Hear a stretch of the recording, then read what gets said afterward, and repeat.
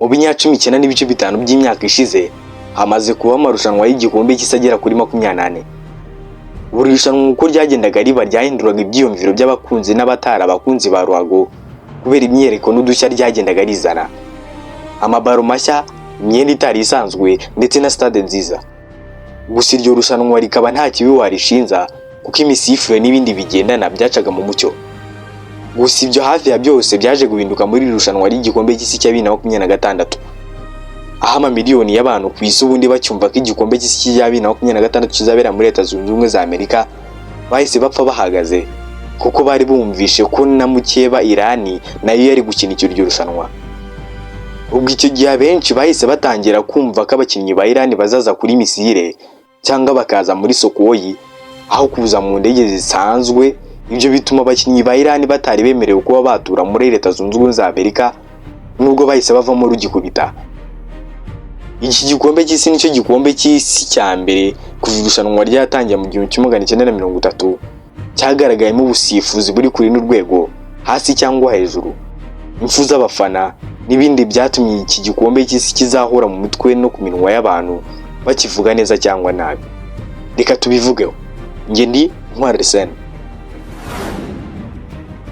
Ku itariki 11 z'ukwa gatandatu 2026 saa 3 z'ijoro zo mu Rwanda nibwo umusifuzi w'umunya Brazil yari avugije ifirimbi ya mbere y'irushanwa ubwo amateka batangiye kwiyandika. Umukino wa mbere w'igikombe cy'isi wahuzaga ikipe y'igihugu cya Mexique yari yanakiriye irushanwa ndetse na Afurika y'Epfo.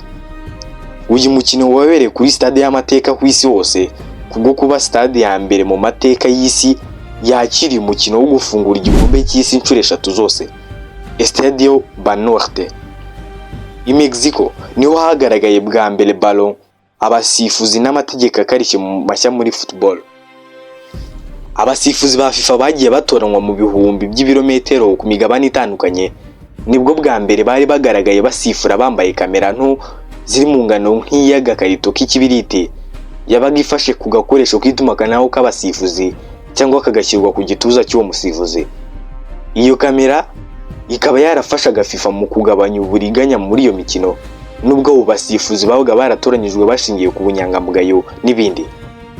Ariko izo ngingo zashingiweho bahitamo abasifuzi n'ubwo bukamera bufasha mu kugenzura amakosa y'abasifuzi ntibwavuzweho rumwe na bamwe mu bakunzi ba ruhago, kuko cyane nta ubizi nk'igihugu cya Croatia bikaba akarusho kuri Misiri, kuko kuri wa mukino wahuzaga abana ba FIFA cyangwa Argentine na Misiri, umusifuzi w'umufaransa François Letexier yanze igitego cya Misiri ku munota wa 62 cyari cyatsinzwe na Mustafa, kikaba cyari butume Misiri izamuka hanyuma abana ba FIFA bagasigara.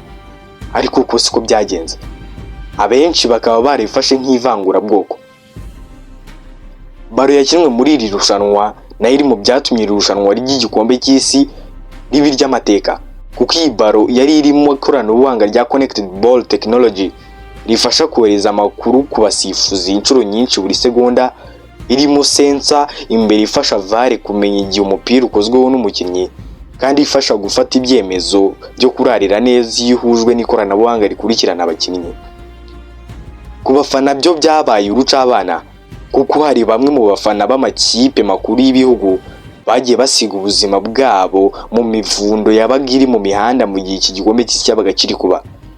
Habakaba hari urupfu rwashenguye imitima ya benshi, aho umwana w'umuhungu w'imyaka 13 yapfuye mu ijoro Espagne yatwayeho igikombe cy'isi itsinze abana ba FIFA Argentine igitego kimwe kuri 0, aho isoko yari yazamutse agiye kwizihiza intsinzi ryasenyukaga agahita hasiga ubuzima.